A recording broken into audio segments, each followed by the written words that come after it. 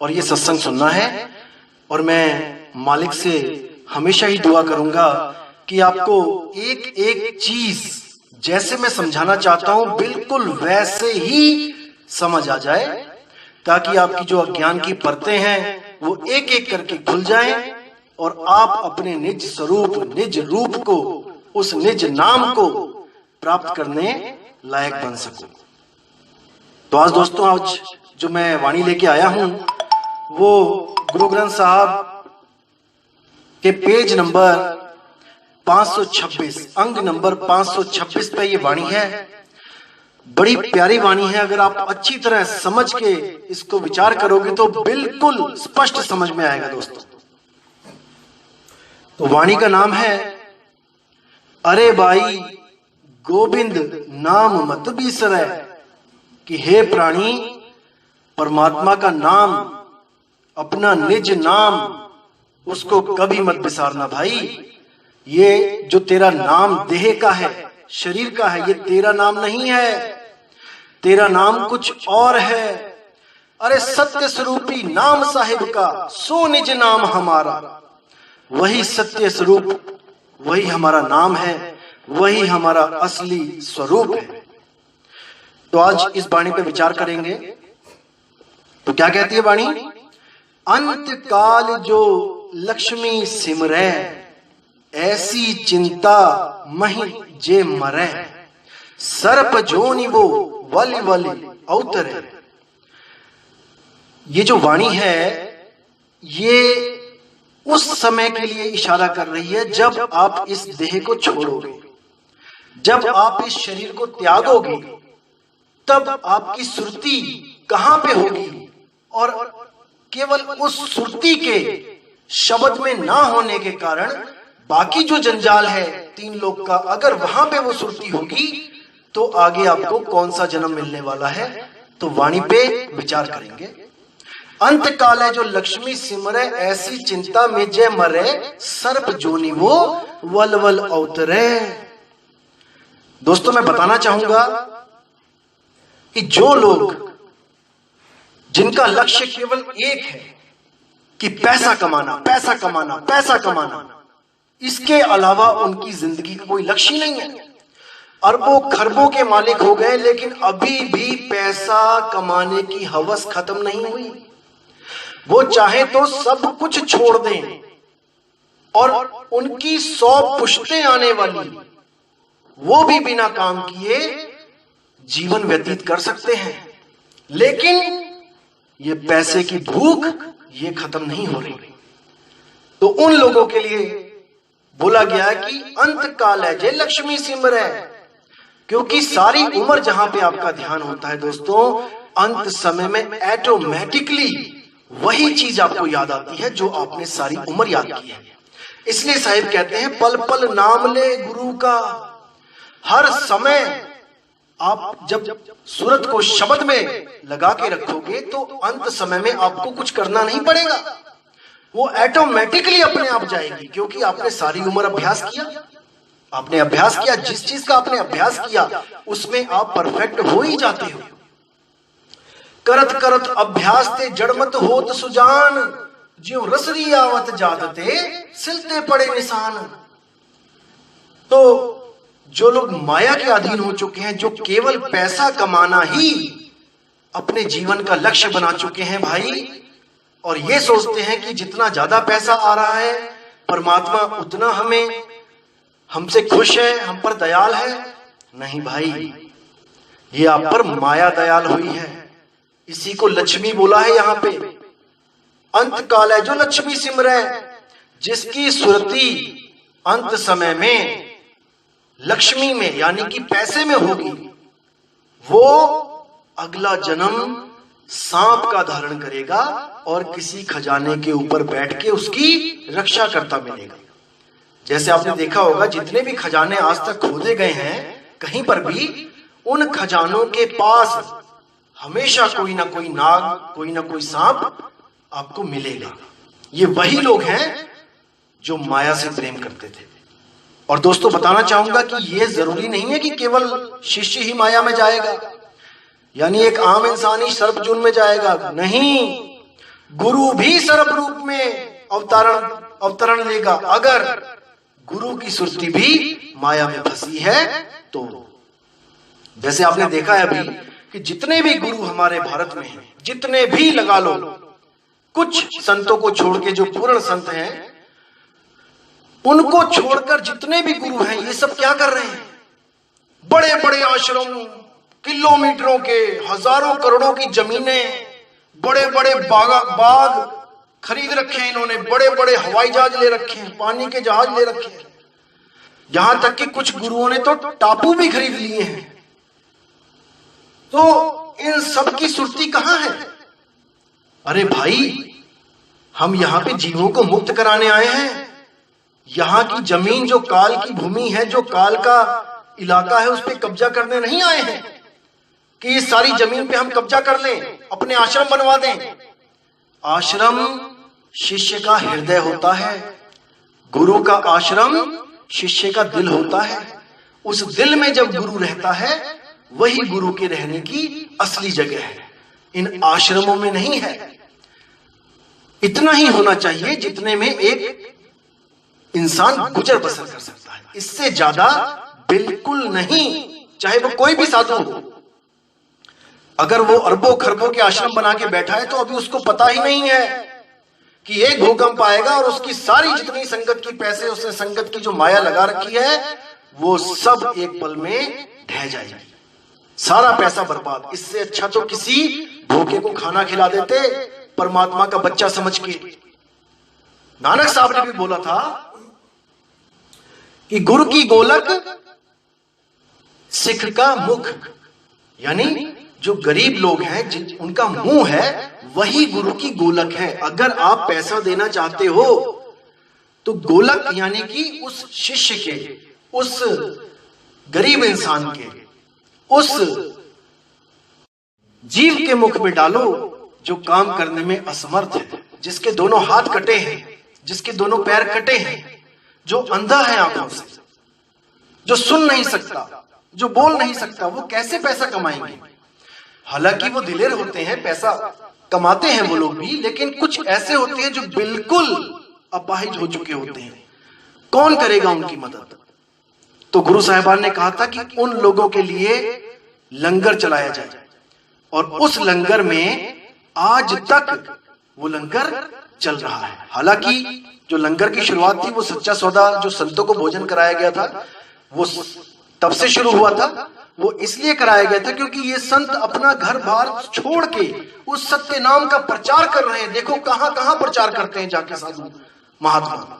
बाबा नानक को ही देख लो, श्रीलंका से लेके अरब देश तक, चीन होते हुए, रशिया होते हुए अरब देश तक पहुंचे उस परमात्मा का प्रचार करने के लिए।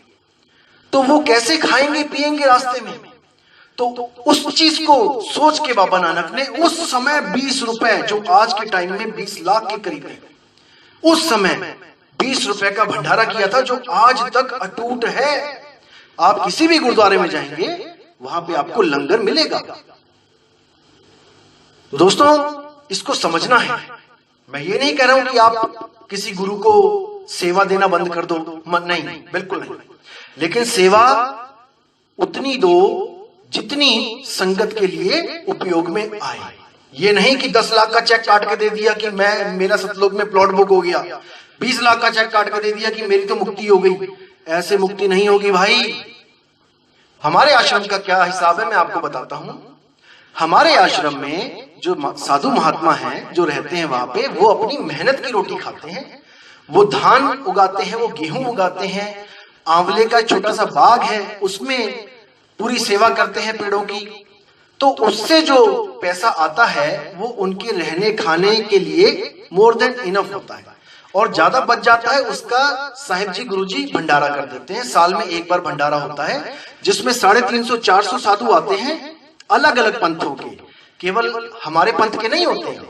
कोई ओम को मानता है, कोई सोहम को मानता है, कोई ज्योत निरंजन की पूजा करवा रहा है, कोई त्रिकुटी में ध्यान लगवा रहा है, कोई नाक पे ध्यान लगवा रहा है, कोई नाभि पे ध्यान लगवा रहा है। कुछ ना कुछ कर ही रहे हैं वो लोग, लेकिन हमें उनसे कोई प्रॉब्लम नहीं है। जी आयानो, आइए महाराज, आपका स्वागत है, बैठिए, भोजन करिए। उनको भोजन करवाते हैं, उनको पूरा मौका देते हैं सत्संग करने का, किसी के साथ भेदभाव नहीं करते कि ये काल का दूत है, ये गलत बात करेगा, नहीं भाई। जीव में हम इतनी शक्ति पैदा कर देते हैं विवेक की कि वो स्वयं इतना कर देते हैं विवेक की कि वो स्वयं इतना विवेकी हो जाता है कि वो गुरु की बात समझता है कि ये काल का दूत है कि ये अकाल का दूत है। वो खुद समझ जाता है कि मेरे भले की बात कर रहा है कि मेरे बुरे की बात कर रहा है। हम किसी को दोष नहीं देते वहां पे, हमारे लिए वो सब गुरु समान है। जिसने वेश धारण कर लिया वो आए, वो बैठे, सत्संग करे, प्रवचन करे, उसकी पूरी सेवा करते हैं। ये हमारे आश्रम का कानून है। साल में एक बार भंडारा होता है।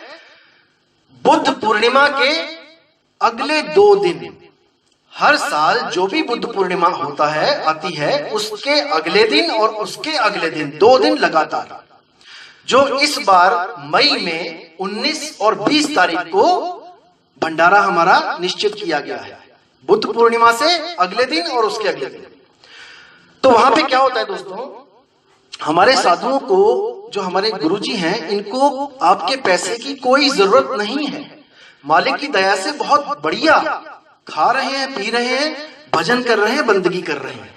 किसी से कुछ मांगने की जरूरत नहीं है। हमारा आश्रम वैसे का वैसा ही है जैसा शुरू से था। कोई उसमें कोई बिल्डिंगें नहीं बना दी, कोई कुछ नहीं। हाँ, एक हॉल बनाया गया है जिसमें संकट थोड़ी ज्यादा होने लग गई, तो खुले में सोना मुश्किल हो गया था कई लोगों के लिए कि हम खुले में नहीं सो सकते। लेडीज हैं जैसे खुले में नहीं सो सकती, तो उनके लिए एक आश्रम, एक छोटा सा हॉल बनाया गया जिसमें 100-50 लोग रुक सकते हैं, लेडीज रुक सकती हैं। ठीक है, वो भी अपने लिए नहीं, गुरुजी ने अपने लिए नहीं बनाया।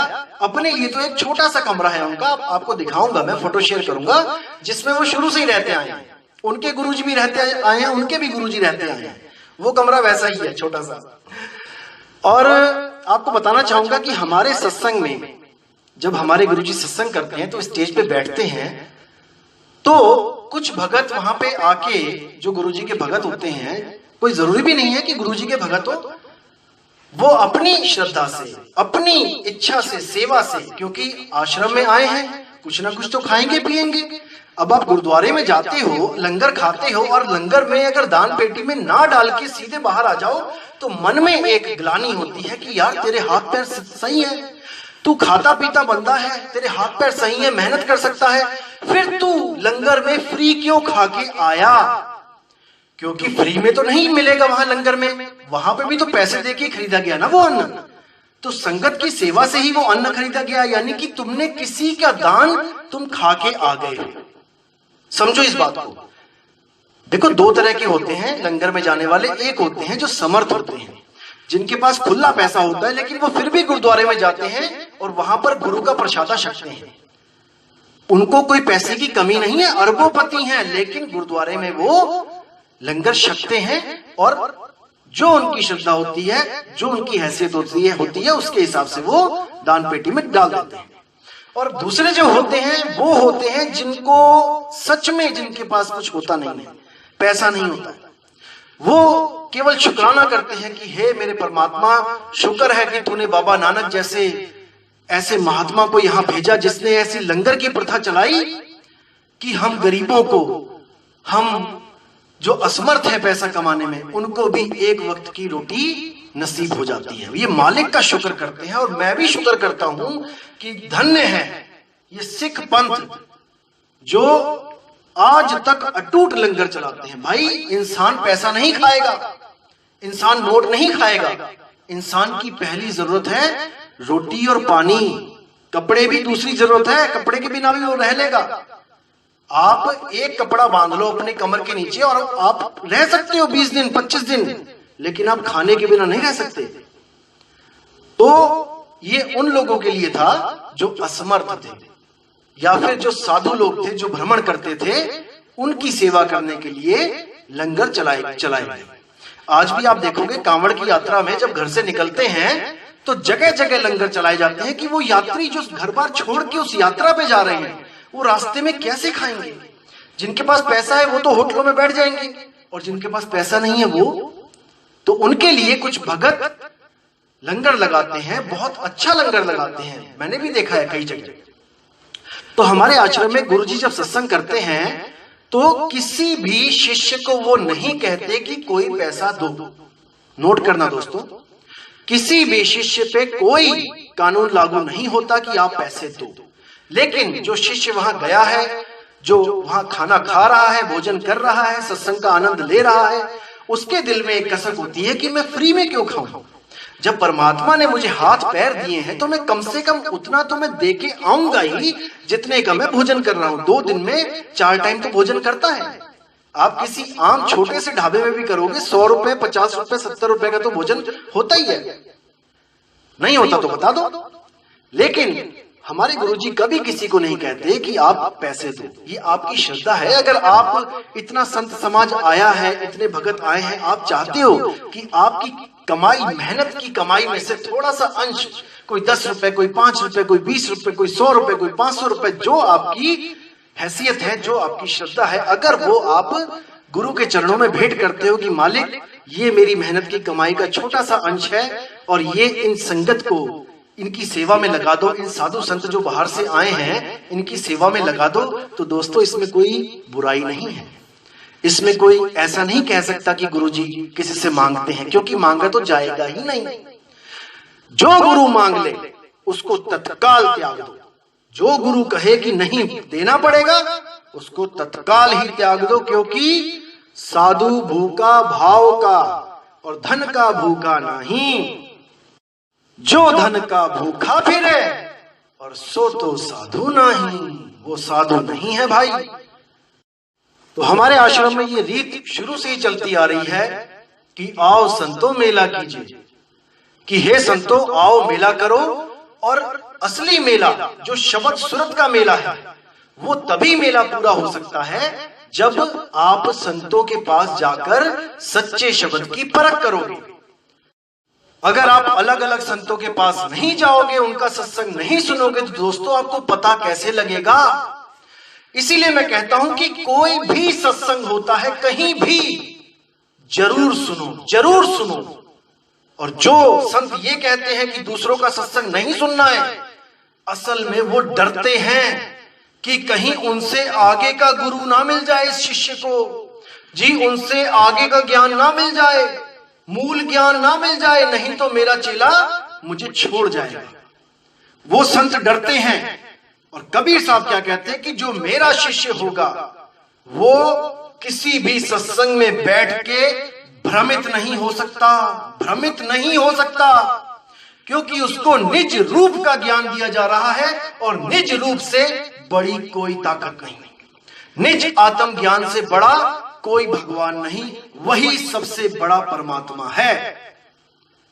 तो दोस्तों मैं फिर कहूंगा कि हम कभी भी किसी को ये नहीं कहते कि आप हमारे गुरु से जुड़ गए हो तो अब आप किसी और का सत्संग मत सुनो, बिल्कुल नहीं। आप जाओ सुनो, कहीं भी बैठो, कहीं भी संगत में बैठो, कोई सेवा करता है किसी दूसरे आश्रम में, आप यारी दोस्ती में उसके साथ चले जाओ, वहां पे सेवा करो, क्योंकि सब जीव अपने हैं, परमात्मा के ही जीव हैं। अरे बेगाना कौन है भाई। अगर आप किसी की सेवा करते हो तो इनडायरेक्टली आप परमात्मा की ही सेवा कर रहे हो, क्योंकि घट घट रमा कबीर, हर घट में वो बोल हार है, आप उसी की सेवा कर रहे हो। मैं कभी नहीं कहता, हम तो अपने शिष्यों को, जो अपने गुरु जी के शिष्य हैं, उनको ये तक कह देते हैं कि अगर आपने हमें छोड़ के जाना है तो जाओ, लेकिन भाई आगे जाना, पीछे मत जाना। हमसे आगे का, इस मूल ज्ञान से आगे का कोई ज्ञान बताता है, बेशक चले जाना और हमें भी ले जाना। हमें क्यों छोड़ते हो? जब हम पीछे से आगे आपको लेके आ रहे हैं और आपको आगे का ज्ञान मिल रहा है, तो हमें क्यों पीछे छोड़ रहे हो भाई? हमें भी साथ ले चलो, क्योंकि हम भी यहाँ अपना आत्म कल्याण करवाने आए हैं भाई। अगर हम भी गलत हैं तो हम भी उस ज्ञान को समझेंगे कि इससे आगे का ज्ञान क्या है, और अगर वो सच में इससे आगे का ज्ञान होगा तो भाई हमें भी कोई प्रॉब्लम नहीं है। मैं अपने गुरुजी को भी साथ में लेके जाऊंगा और आपके गुरुजी से नाम लूंगा, कोई दिक्कत नहीं है। लेकिन ज्ञान को परखने के बाद, हमारे गुरुजी की बात है ये, जो मैं बोल रहा हूं ये मैं नहीं बोल रहा हूं, ये हमारे गुरुजी बोलते हैं। जिन लोगों ने नाम लिया आप उनसे पूछ सकते हो, आपको वो बताएंगे। तो दोस्तों, इसीलिए मैं कहना चाहता हूं कि गुरु मेरे सब ही बड़े, अपनी अपनी ठौर, और शब्द विवेकी पारखी, सो माथे का मोर। वही शब्द विवेकी गुरु हमें चाहिए जो हमें हमारा निज रूप दे दे, हमें दूसरे की पूजा ना करवाए। अरे दूसरों की जय से पहले खुद की जय करें, मुझ में के खुद की जय करें। मुझ में क्या कमी है जो मैं किसी और की जय करूं? क्या परमात्मा मुझ में नहीं है? क्या गुरु में ज्यादा है और मुझ में कम है?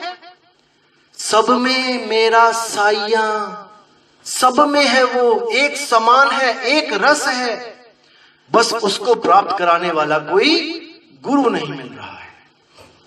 और जो गुरु मिल रहे हैं वो शुरू शुरू में तो कबीर साहब का ज्ञान देते हैं कि कबीर साहब परमात्मा है, हम दास हैं, कबीर साहब परमात्मा है, हम उनके दास हैं। और जब संगत हो जाती है 10 लाख, 20 लाख, 50 लाख, तो खुद ही कबीर बन जाते हैं, खुद ही प्रूफ देते हैं किताबों से निकाल निकाल के कि मैं ही हूं वो, मैं ही हूं कबीर का अवतार।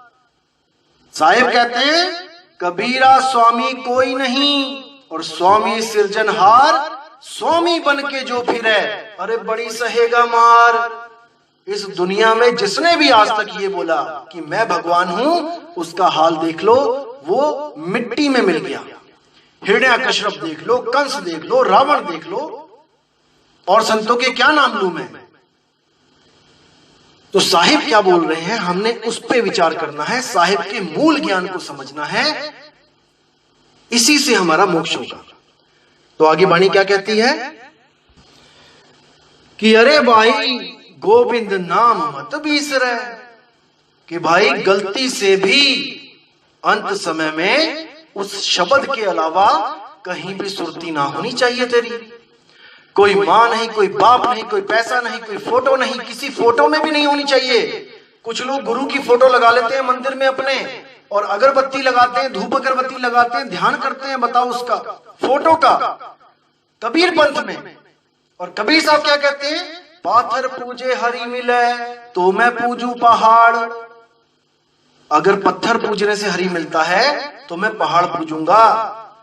दोस्तों, कई जगह सत्संग करते हुए केवल फोटो लगाई जाती है, वो भी इसलिए कि सामने जो आदमी आ रहा है उसको पता लग सके कि किस महात्मा की वाणी यहां बोली जा रही है। मैं भी सत्संग करता हूं, मैंने भी 1-2 जगह फोटो लगाई है कबीर साहब की, वो भी केवल इसलिए कि सबको पता लगे कि यहाँ पे किस पंथ की बात चल रही है। उसकी फोटो नहीं पूजनी है कि कोई माथा टेकने लग जाए उसमें, बिल्कुल नहीं। वो आपके पास है, फोटो में नहीं है। तो इसको समझो मेरे भाई। आगे क्या कहते हैं, अंत काल है जो स्त्री सिमरे, ऐसी चिंता में जे मरे, वैश्वा जून वो वाली वाली उतरे। अब यहां पर इस भाव देखना है, शब्द लिखा है स्त्री, भाव क्या है कि अंत काल है जो स्त्री सिमरे, यानी कि जो काम की तरफ ज्यादा ध्यान होता है जिनका, उसकी तरफ इशारा करके बताया है कि जिसको अंत समय में भी उसका सिमरण रहेगा काम का, वो इस देह को छोड़कर उस देह में चला जाएगा जहां पे उसका काम ही यही होगा, वैश्या जन्म। पूरा दिन उसी काम में लिप्त रहे। क्यों? क्योंकि सुरती है, सुरती का खेल है सारा। जहां रहेगी सुरती उसी का रूप धारण कर लेगी, जहां आशा तहां वासा। तो आगे क्या कहते हैं, अंत काल है जो लड़के सिमरे, ऐसी चिंता में जे मरे, सूकर जोन वो वल उतरे। जो लोग अंत समय में जिनकी सुरती होती है बच्चों में, अपने बच्चों में, जैसे कई लोग देखा होगा आपने जो कहते हैं भाई मैं तो अब जाने वाला हूं, मेरे लड़के को बुला दो, मैं उसको आखिरी बार देखना चाहता हूं। ऐसे भी कई आपको मिलेंगे जो इस नाटक, जो इस दुनिया को, नाटक को असल समझ के बैठे हैं। वो क्या सोचते हैं कि बस मैं अपने बच्चों को देख लूं और मैं सीधे स्वर्ग चली जाऊंगी, मैं चला जाऊंगा स्वर्ग को अपने बच्चों के दर्शन करके। बिल्कुल नहीं। उनके लिए बोला है अंत काल है जो लड़के सिमरे, ऐसी चिंता में दे मरे, सूकर यानी सुअर वो सुअर की जोन में चले जाएंगे और उस सुअर के 20-20 बच्चे एक बार में पैदा होंगे और कोई इधर घूमेगा, कोई उधर घूमेगा और वो नाली में गंदगी में पड़ी अपने बच्चों को चाटेगी। ये उन लोगों की हालत है जिनका ध्यान अपने बच्चों में होता है, परमात्मा में, शब्द में नहीं होता है। आगे क्या बोलते हैं, अंत काल है जो मंदर सिमरे, ऐसी चिंता में जे मरे, प्रेत जोन वो वाली वाली उतरे। जिनका ध्यान अंत समय में मंदिर का मतलब क्या है, ईंट पत्थर। जैसे आप देख रहे हो कि मंदिर भी ईंट पत्थर के बने हैं और घर भी ईंट पत्थर के बने हैं। जिनका भी ध्यान घरों में होगा या मंदिर में होगा, आपने देखा होगा पुरानी फिल्में देखी होंगी आपने, पुराना मंदिर। अब बताओ मंदिर में भगवान रहेगा या भूत रहेगा? सोचने वाली बात है कि फिल्मों के टाइटल होते थे कि पुराना मंदिर और उसमें भूत रहते होते थे। तो वही लोग हैं भाई जो जिनकी सुरती उन्हीं मंदिरों में, उन्हीं ईंट पत्थरों में जुड़ी हुई थी कि भगवान यही मिलेगा, तो उनकी सुरती उसी स्थान पे टिक जाती है। प्रेत जून वो वलवल उतरे। कई हॉन्टेड हाउस देखे आपने, बड़े बड़े महल, जिन राजाओं का ध्यान यही था कि मेरा कितना बड़ा महल है, मेरी कितनी वाहवाही है, और 24 घंटे उसको यही लगता था कि मैं कितने बड़े महल में रहता हूं, सारी सुरती उसकी महल में फंसी है। तो अंत समय जब प्राण त्यागे तो उसी महल में प्रेत बन के घूमा। तो साहिब कहते हैं बिल्कुल नहीं, शब्द के सिवा सुरती को कोई ठिकाना नहीं होना चाहिए, बिल्कुल नहीं। और जो गुरु गलत शब्द देके, अधूरा शब्द देके अगर आपकी सुरती को उस अधूरे शब्द में अगर उसने जोड़ दिया, तो दोस्तों बहुत दुख के साथ कहना पड़ेगा कि आप केवल नाम के भगत होगे, काम के नहीं। आपको वापस इसी दुनिया में आना पड़ेगा जब तक आपने उस सार शब्द को नहीं जाना, जो श्वासों से भी न्यारा है, जो अक्षरों से भी न्यारा है, जो शरीरों से भी न्यारा है, जो त्रिकुटी से भी न्यारा है, जो अनहद नाद से भी न्यारा है। वो शब्द जब आपको पता लगेगा, गुरु भेद देंगे, तब आपकी सुरती को पक्का ठिकाना मिलेगा। अन्यथा आप यहीं जन्म मरण में भटकते रह जाओगे। तो आगे क्या कहते हैं, नारायण सिमरे, ऐसी चिंता में जे मरे, बदत तिलोचन ते नर मुक्ता, पीतंबर वाके हृदय बसे। क्या बात है। कहते हैं अंत काल जो नारायण सिमरे। अब नारायण का मतलब ये मत समझ लेना कि विष्णु जी की बात चल रही है, बिल्कुल नहीं। नारायण का मतलब है जो हर नर में आयन, जो नर में आके वो जो बैठा हुआ है, सब में एक भी घट खाली नहीं है, उस नारायण की तरफ इशारा किया जा रहा है कि अंत समय में अगर वो नारायण आपको याद है, वो शब्द गुरु आपको याद है, तो आपकी सुरती कभी भी नहीं भटक सकती। अंत काले नारायण सिमरे, ऐसी चिंता में जे मरे, यानी कि जो इस चिंता में, इस नारायण की चिंता में, यानी उसको सिमरण करते हुए जो देह त्यागता है, उसकी सुरती शब्द में ही समा जाती है। जिसकी चिंता करती है वैसी ही हो जाती है, जिसको याद करती है वैसी ही हो जाती है। तो इसलिए बोला साहिब ने, सुरती समाए शब्द में और वाह को काल न खाए, जाप मरे अजपा मरे और अनहद भी मर जाए। जितने भी जाप हैं ये सब आप उसी वक्त भूल जाओगे जब आपको मौत आएगी। जब मौत आती है तो कोई मंत्र याद नहीं रहता। कोई बंदा जिसको तैरना नहीं आता और पानी में गिर जाए तो वो मंत्र नहीं जपता, वो कहता है बचाओ बचाओ बचाओ। आप श्वासों का अजपा जाप करते हो, पानी में गिर जाओ तो श्वास खींचोगे, पानी नाक में घुस जाएगा, कैसे सिमरण करोगे? अंत समय सिमरण नहीं होगा तो 84 में जाना पड़ेगा। इसीलिए साहिब ने इन सब को खत्म करके सुरती शब्द योग का प्रचार किया कि चाहे पानी में गिर जाओ, चाहे अग्नि में जल जाओ, सुरती काम करती है।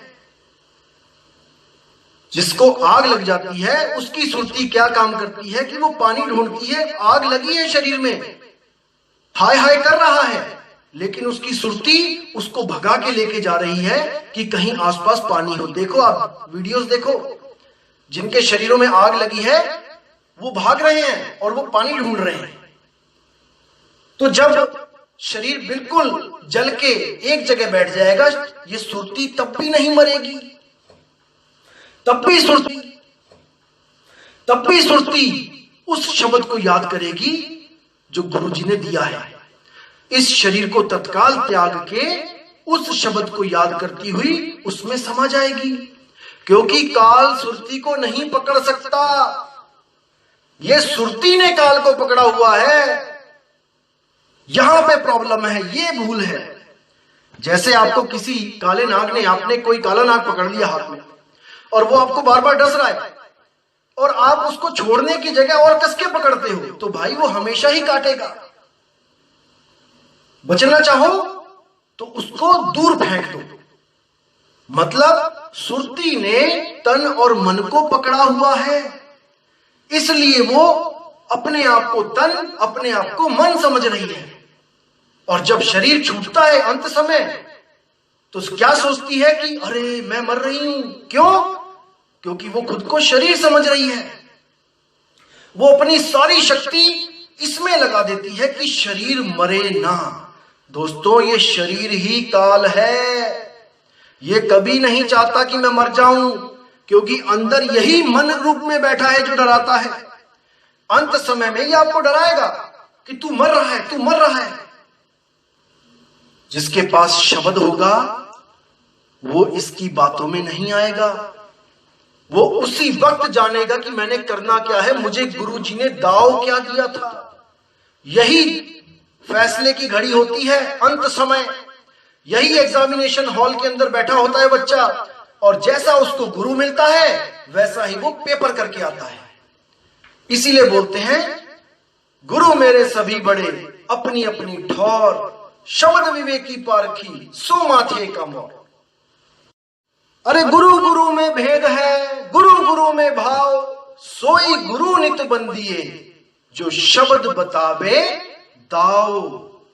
जो आपको दाव पेच सिखा दे कि जब शरीर छूट रहा होगा, मौत आ रही होगी, उस वक्त आपने क्या करना है, जो ये दाव आपको सिखा दे, वही गुरु आपका सच्चा हमदर्द है, सच्चा हितैषी गुरु है। और जो गुरु ये कहे कि जब तू मरेगा तो मैं आऊंगा तुझे बचाने, मेरी आस लगा के रखना, दोस्तों वो सबसे बड़ा दुश्मन है आपका। क्योंकि आप में कोई कमी नहीं है कि आप अपने मन से ना जीत सको। आप भी शब्द रूप हो, बस अपने आप को पहचान नहीं पा रहे। जिस दिन अपने आप को पहचान गया, उस दिन ये मन, उस दिन आपके सामने खड़ा नहीं हो सकता। ये अरे सार शब्द आए जही विधि हाथा, और तही विधि काल नवावे माथा। जिस दिन वो सार शब्द प्रकट हो गया और आपने उसको प्राप्त कर लिया, ये काल उसी समय अपना सिर आपके सामने झुका देगा। जैसे उस शेर के आगे गडरिया भागा फिरा, जिस शेर ने अपने निज स्वरूप को, अपने निज रूप को, अपनी निज आवाज को पहचान लिया। तो दोस्तों, बिल्कुल भ्रमित नहीं होना है। कोई आपको भ्रमित करने की कोशिश करे, बिल्कुल नहीं होना है। ज्ञान की तलवारें, विवेक की तलवारें निकाल के रखो और अज्ञान को काट दो। क्योंकि आपके, केवल आपके जन्म मरण का सवाल है भाई। आप किसी की बातों में आओगे, उसका कोई नुकसान नहीं होगा। नुकसान केवल आपका होगा, केवल आपका। कोई गुरु जो भी कहता है कि मैं लेने आऊंगा, आप उसकी परीक्षा लो। आप गुरुजी को फोन करो, अपने अपने गुरु को, कि गुरुजी मैं एक कुएं में गिर गया हूं, मुझे बचाओ आके। तो वो कहेगा भैया कहां पे, कौन से कुएं में? तो वो आप बोलो कि तो आप बताओ ना, ये आप ढूंढो गुरुजी, मुझे नहीं पता, मैं तो सड़क के किनारे जा रहा था किसी गांव में और मैं गिर गया कुएं में, अब मुझे आके बचाओ बचाओ गुरुजी आप। अब देखना गुरु क्या बोलेगा कि अरे भैया मैं कैसे बचाऊं, कौन सी जगह है, कौन सा एड्रेस है, ये तो बता दे। अरे जब तुम कुएं तक नहीं आ सकते तो तुम उस जीव को अंत समय में कैसे बचाओगे, जिसका तुम्हें पता भी नहीं होगा कि वो कब मरने वाला है? कैसे बचाओगे? अरे क्यों मूर्ख बनाते हो अपनी संगत को? इन भोले जीवों को क्यों मूर्ख बनाते हो भाई? याद रखो दोस्तों, जिस गुरु की कबीर साहब बात करते हैं कि वो अंग संग है, वो हमेशा आपकी रक्षा करेगा, वो शब्द गुरु है, शब्द गुरु, वो देह गुरु नहीं है। समझो इस बात को। गुरु किया है देह का, अरे सतगुरु चीना नहीं, और भव सागर के जाल में फिर गोता खाही। गोता खाना पड़ेगा भाई, जब तक शब्द गुरु को नहीं चीनते हो। शब्द गुरु ही सच्चा गुरु है, वो सच्ची धुन, वो सच्ची झनकार, वही सच्चा गुरु है, जिसके लिए गरीबदास जी कहते हैं अरे कोई है रे परले पार का, और जो भेद कहे झनकार का, वो उस झनकार का भेद बताने आता है इस दुनिया में, जो अखंड है, जो अनाम है, जो अबोल है, जिसको लिखा नहीं जा सकता, जिसको पढ़ा नहीं जा सकता, उसको केवल और केवल सुरति के द्वारा महसूस किया जा सकता है। सुरति के द्वारा, इस शरीरों की इंद्रियों के द्वारा नहीं कि कान बंद करके महसूस करो, कि उसको आंखों से देख के महसूस करो, कोई त्रिकुटी में प्रकाश दिखा दिया, आंखों से देख लिया, महसूस हो गया, नहीं। आंख न मूंदो, कान न रूंदो, तनिक कष्ट मत धारो, और खुले नयन पहचानो हंस हंस सुंदर रूप निहारो। उस परमात्मा को, उस शब्द गुरु को अपनी सुरति के द्वारा प्राप्त करने के लिए कमर कस लो मेरे भाई, नहीं तो 84 में जाना पड़ेगा, कोई नहीं रोक सकता। और जितने ये गुरु ठेकेदार बन जाते हैं कि हम बचाएंगे, उनकी परीक्षा लो उनकी परीक्षा, वरना नुकसान आपका है मेरे भाई, किसी और का नहीं है।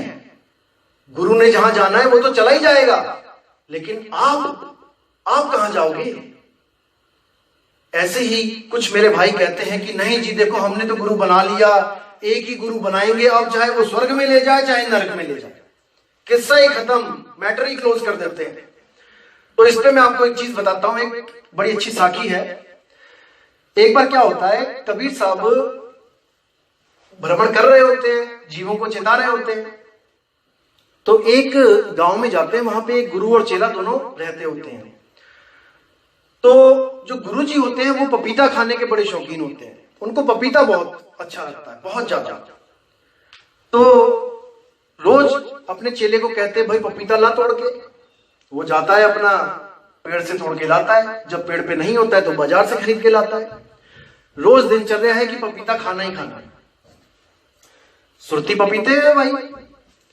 तो कबीर साहब जाते हैं वहां पे, तो उस शिष्य को कहते हैं कि भाई, उस वक्त गुरु नहीं होता है बाई चांस, तो शिष्य को बोलते हैं उसको कि भाई जो तू नाम लेता है, जो सिमरन करता है, क्या आपको लगता है कि उससे मुक्ति होगी? तो शिष्य कहता है हाँ, गुरुजी ने दिया है मुझे नाम, और मुझे पूरा भरोसा है गुरुजी पे, मुझे पार करेंगे। तो कबीर साहब ने कहा कि जिस नाम को तुम सिमरन करते हो ना भाई, वो 52 अक्षरी नाम है, वो 52 अक्षरों से बोलने में, लिखने में, पढ़ने में आता है, उससे कैसे मुक्ति होगी? वो तो आपने ही बनाया, वो तो घड़ है जिसको घड़ा गया है। परमात्मा का नाम तो अनघड़ है, उसको कोई घड़ नहीं सकता। तो वो बात उसके शिष्य के समझ में नहीं आती है। वो कहता है नहीं, मैंने तो गुरु बना लिया है, बस जी मैं तो यही गुरु जी के साथ ही जाऊंगा, जहां पे जाना है गुरु जी ने मुझे भी लेके चले जाएंगे, मुझे अब किसी और गुरु की जरूरत नहीं है। कबीर साहब कहते ठीक है भाई। तो एक दिन क्या होता है कि गुरु जी बैठे होते हैं, चेला अपना सेवा कर रहा होता है, तो गुरु जी का एकदम मन करता है कि आज पपीता लेके आ भाई। तो जैसे ही वो पपीता लेके आते हैं तो वहां देखते हैं कि गुरु जी चोला छोड़ गए, गुरु जी खत्म। बड़ा हैरान परेशान होता है कि यार ये क्या हो गया। तो क्या होता है कि तो हल्ला मच जाता है पूरा गांव में कि साधु जी चोला छोड़ गए हैं, सब इकट्ठे हो जाते हैं, सुबह से शाम हो जाती है तो कबीर साहब भी आते हैं और वहां पे सब इकट्ठे होते हैं उनकी समाधि बनाने के लिए। तो समाधि जब बन जाती है, उनको वहां पे सारा उनका क्रियाक्रम हो जाता है, तब कबीर साहब पूछते हैं शिष्य से, सब चले जाते हैं, शिष्य अकेला रह जाता है। तो कबीर साहब कहते हैं हाँ जी भाई, अब बताओ क्या आपको उस नाम से मुक्ति मिलेगी जो गुरुजी सिमरन करवाते थे, जो गुरुजी खुद सिमरन करते थे उस नाम से। तो चेला बोला देखो जी, जहां गुरुजी जाएंगे वहीं मैं जाऊंगा, मुझे किसी गुरु की जरूरत नहीं है, मुझे मेरा ही गुरु काफी है। तो कबीर साहब कहते हैं अच्छा एक काम कर, वो जो पपीता पड़ा है सुबह से वहां पे, उसको लेके आ। तो वो जब लेके आता है तो उसको कहते हैं काट। तो जैसे ही वो पपीता काटता है तो क्या देखता है कि उसके अंदर केवल एक कीड़ा उस पपीते को खा रहा होता है। तो कबीर साहब कहते हैं देख भाई, तेरा गुरु ये है, अब तू देख ले कि तूने भी यहां साथ में बैठ के पपीता खाना है कि तूने मुक्त होना है।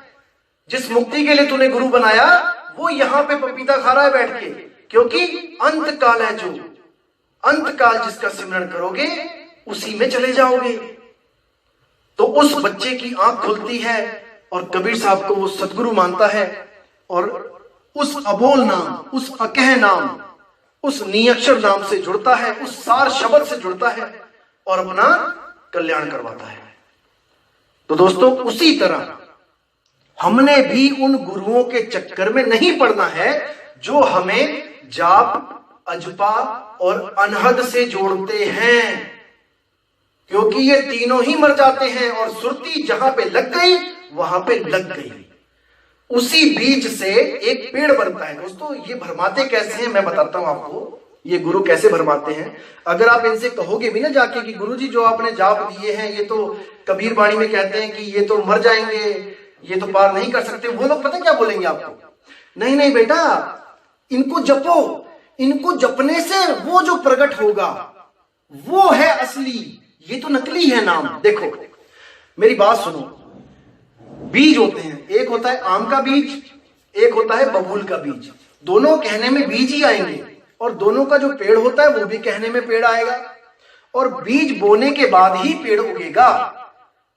तो दोस्तों अगर बीज बोगे नकली यानी बबूल का तो आम नहीं मिलेगा, पेड़ बबूल का ही नहीं मिलेगा। वो भले आपको केवल छांव दे सकता है, छांव देगा वो आपको, लेकिन वो आपको आम नहीं दे सकता। यानी कि आपको जिस सिमरन करोगे जिसका 52 अक्षरों का, उससे कुछ तो मिलेगा, यानी कि आपको रिद्धियां सिद्धियां तो मिलेंगी, उससे छांव तो मिलेगी, लेकिन आपको आम रूपी मुक्ति नहीं मिलेगी। और जो असली बीज होगा वो आपको बबूल नहीं देगा। आम का पेड़ बोओगे तो बबूल नहीं मिलेगा, यानी कि उस सार शब्द से किसी को भी रिद्धि सिद्धि प्राप्त नहीं होगी, केवल मुक्ति प्राप्त होगी। कबीर साहब की वाणी है, सार शब्द में एक ही सिद्धि, मुक्ति करे तहां सेवा, और सार शब्द का खेल निराला, जाने गुरुमुख भेवा। जो असली गुरु होगा, जो असली शब्द का सिमरन करेगा, वो कभी रिद्धियां सिद्धियां प्राप्त नहीं कर सकता, कभी भी चमत्कार नहीं दिखाएगा।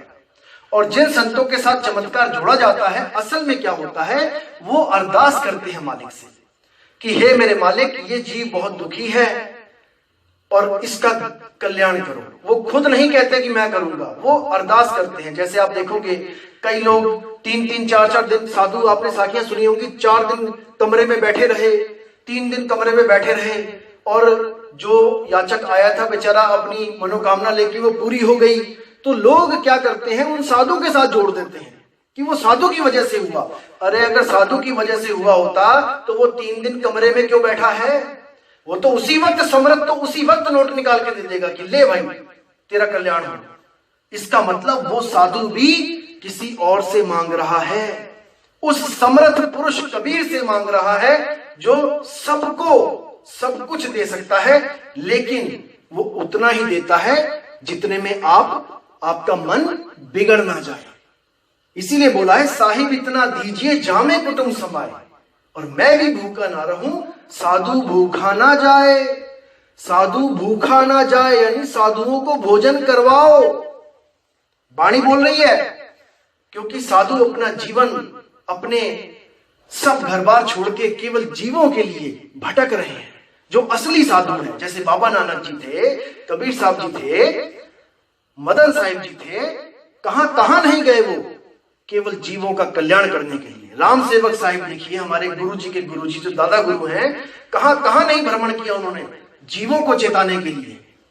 तो ऐसे साधुओं की सेवा, धन्य भाग, धन्य भाग अगर ऐसे साधुओं की चरणों की धूल भी मिल जाए तो दोस्तों, गहराई से समझना है जो मैं कह रहा हूं और अपना कल्याण करना है मेरे भाइयों, क्योंकि मैं आपका दुश्मन नहीं हूं। मैं कोई यहां पे आपसे पैसे ऐंठने नहीं आया हूं। मैं तो अपनी शक्ल तक नहीं दिखाऊंगा आपको कि मैं हूं कौन, क्योंकि मेरा मकसद अपनी शक्ल दिखाना नहीं, आपको आपकी शक्ल दिखाना है, आपका निज स्वरूप दिखाना है मेरे भाई। मैं कोई वाहवाही लूटने नहीं आया हूं यहां पे कि आप मुझे बहुत बड़ा ज्ञानी समझो, नहीं भाई। I am just a mediator. मैं आपको केवल उस मालिक का ज्ञान आप तक पहुंचा रहा हूं और मैं बीच में से निकल जाऊंगा। समझो इस बात को। तो दोस्तों, मैं आपसे विदा चाहूंगा और पूरी उम्मीद करता हूं कि आपको हर चीज समझ में आ रही होगी मेरे भाई, क्योंकि यहां पे आपने खुद को पहचानना है, खुद को। और अगर आपके अलावा किसी और को गुरु कहता है पहचानो, तो याद रखना आपको 84 में जाना पड़ेगा, जाना पड़ेगा। तो अब विदा चाहूंगा दोस्तों। जय गुरु बंदी छोड़ बैराग साहिब जी की, जय गुरु बंदी छोड़ मदन साहिब जी की, जय जय बंदी छोड़ सतगुरु सत्य कबीर साहिब की सदा ही जय हो, सदा ही जय हो। साहिब बंदगी सतनाम।